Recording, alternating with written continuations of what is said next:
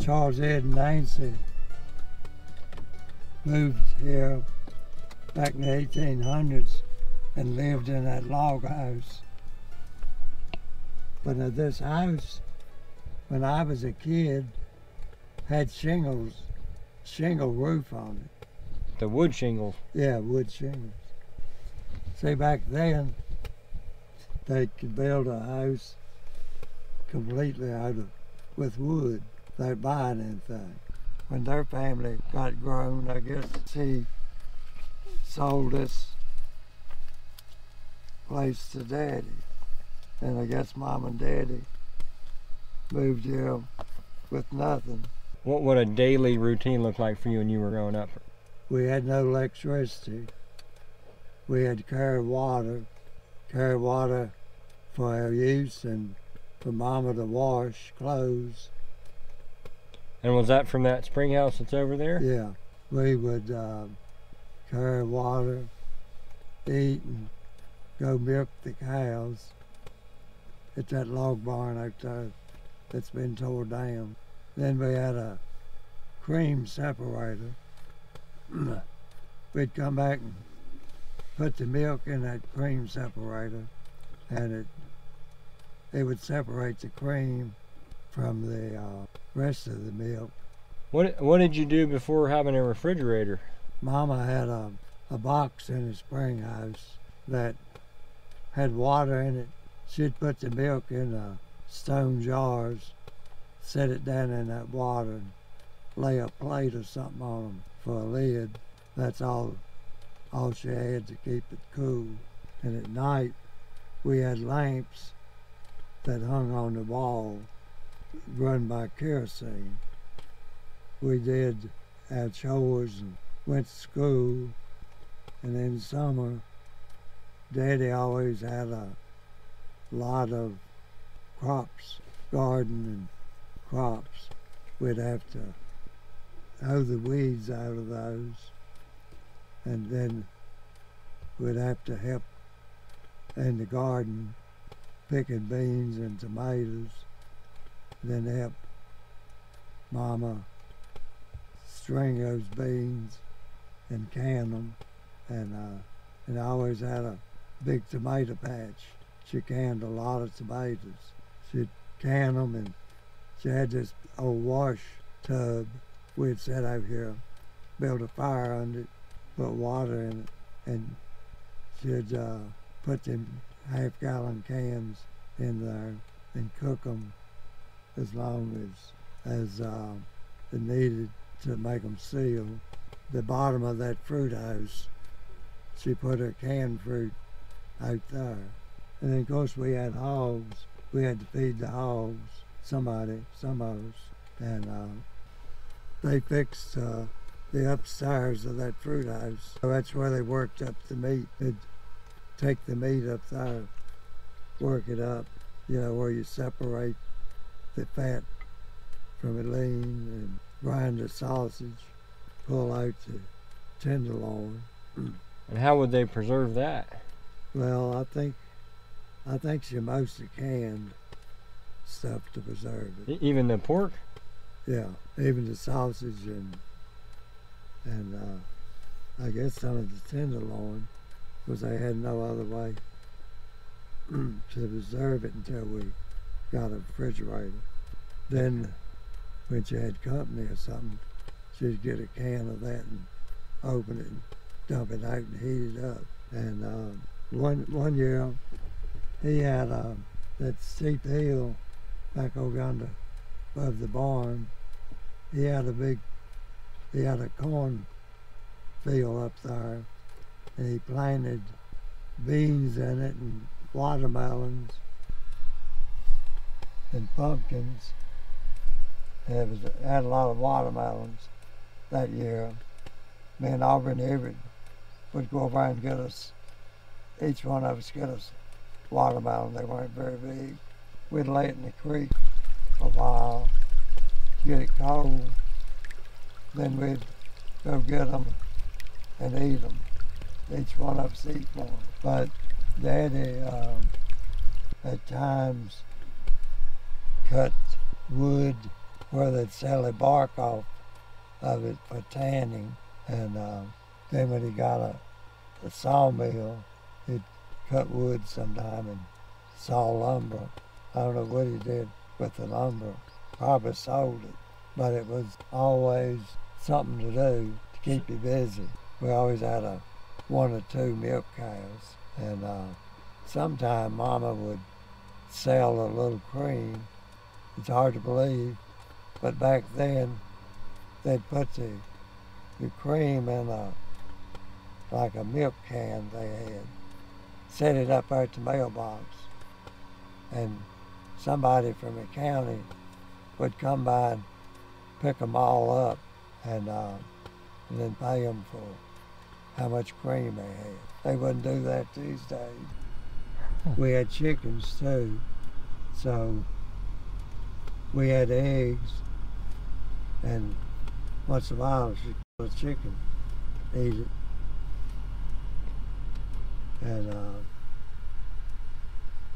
so we had hog meat, chicken, eggs, and they bought the flour from Thomas's store, I guess. And in the house, we didn't have mattresses like they have now. Our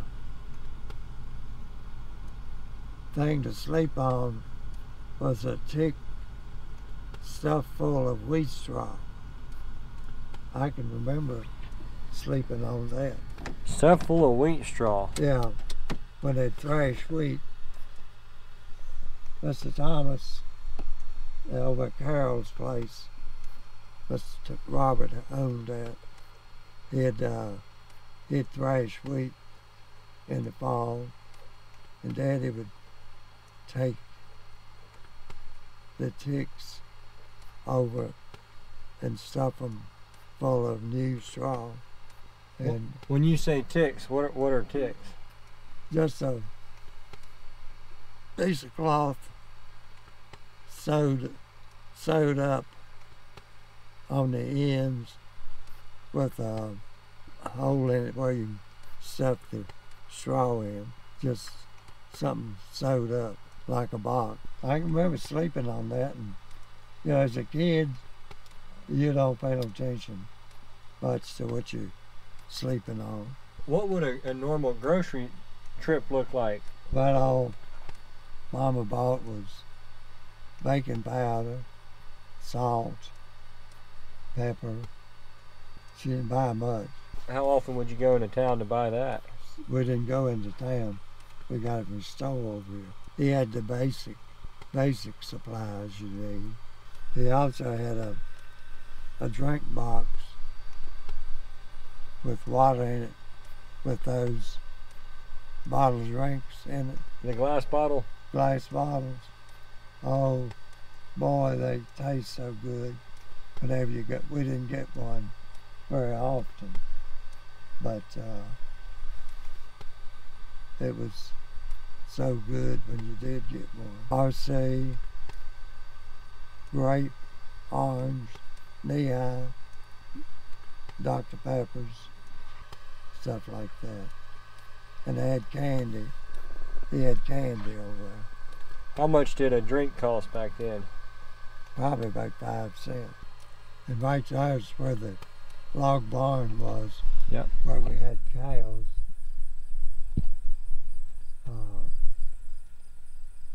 Go to milk the cows. And right there was the garden spot. Oh, across the field up here. That plant there. Okay. Yeah. What about this building over here? That was the blacksmith shop. They had a little place there. You built a fire and a blower. You could crank the blower and put whatever you was working on in there till it got red hot. They had a handle. You could beat it or bend it like you wanted. And sometimes they'd have to bend their horseshoes. Daddy would do his own shoeing the horses. He didn't get nobody to do it. Is that what you used it for most often, the blacksmith shop? Yeah. Then Grandpa White, he'd come down here sometime. He was a real blacksmith. He'd get in there and, do something. So how many horses did y'all have at one point? 2. We had Fan and Grace. And we had a buggy we could hook Fan to. One time, Mama decided she wanted to go over the mountain to visit Bertha. And we hooked old Fan to it, got up there and got it out through the gate up on the main road. She decided she wanted to come back. She didn't want to go. So me and Aubrey wasn't big enough to make her do what we wanted to. So she brought us back. It was probably like 10, 12. Fan and Grace, that's the only horses that were big work horses. He'd take them and plow fields, big fields. At one time, there was a cannon factory back up the hollow. Because most everybody back then canned tomatoes. Because the government paid them for the tomatoes for some reason. Was that during a war or something? Must have been. Because there was a cannon factory. There was a cannon factory on the mountain up here. Your daddy built that barn when I was probably about 8 years old. Because I remember him letting me climb up on the peak, get over here on this peak and look over. That had to have been so neat when you were little. They had no thought of safety about anything much. But so what did he keep in that barn mainly? The horses, Fan and Grace. So they lived in the stalls down below? Yeah, there was stalls down here behind this little building. There was 3 stalls there. And he'd usually fill that barn full of hay. Cutting the hay was cut it with a sickle bowl, rake it, then use a pitchfork to put it on the wagon, and then come over here and fork it into the barn. And they finally got a hay fork, which I still have somewhere. Really? I think it's in that building right there. Hay fork, they'd stick down in it when they got a tractor. They would hook a tractor. At one time, Daddy had some sheep, and we'd have to get them sheep. I remember getting them under the shed there and lay them up on a table or something and shear the wool off of them. Then you could sell the wool. You have some sort of like hand shears? The things. Yeah. Like hand, wasn't nothing electric. Yeah. Or battery, like I have now. This pig house back here though, is that one your dad built? Yeah. How long ago do you think he put that together? Oh, probably back in the probably late 40s. They had a pen, the pen come down here across the creek so they could frolic in the water. How many would you keep in that pen there? About two. Two's about what he had, usually raised. What did you get first, a tractor or a car? Dad had a car. Did he get that before he got a tractor? Yeah. Yeah, him and Clayton and Clarence bought that little Ford tractor that I've got. Yeah. How did that change farming for them? Did it really help things? Oh yeah. They'd plow the fields with that tractor.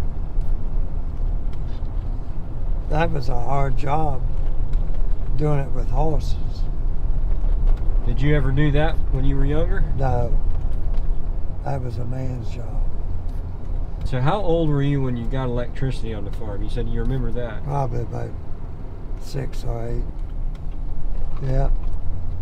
Up until then, Mama had to wash clothes. Well, no, she had that old washing machine, but it was run by electricity.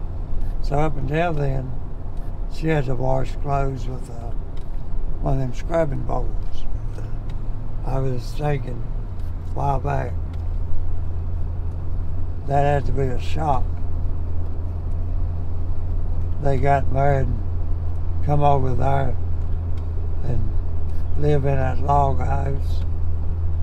Because Mama never had been used to much, I don't think. Did your mom grow up in the country? Or was she in the city?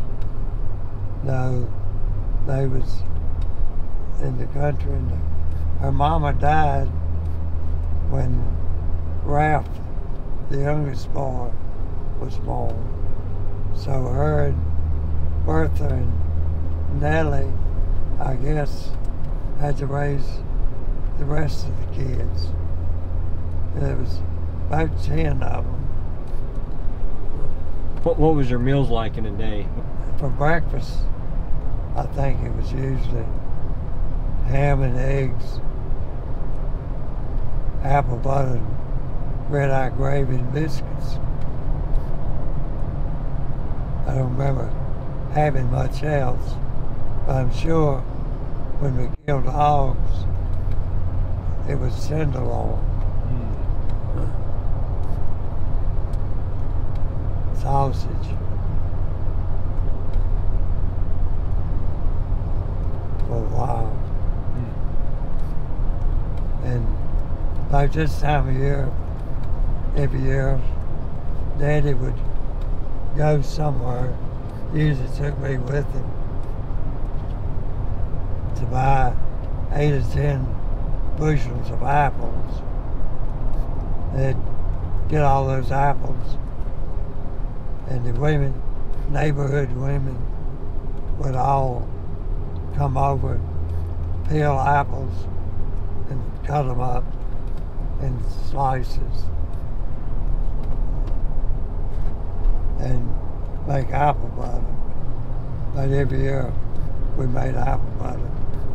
A lot of times we made about 18 gallons. Wow. But of course he'd give people some, but the majority of it we'd eat up in the wintertime. So how was your dad able to make money off the farm? What were some of the ways he Well, produced it income? didn't make much. Like I said, sometime they could cut certain trees and sell tan bark. Only public job I ever remember him doing was working at the weaving mill one time for a while. And they got to a point they was going to lay somebody off, and it come down to Daddy and some other man, Daddy told him, just lay him off, let the other man work, that he needed to be home with his boys anyway.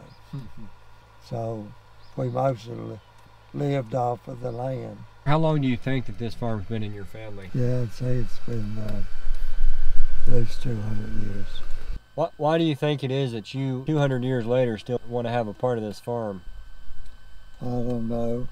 When I was growing up, I thought I'd never wanted nothing to do with the farm till I got grown, had kids of my own.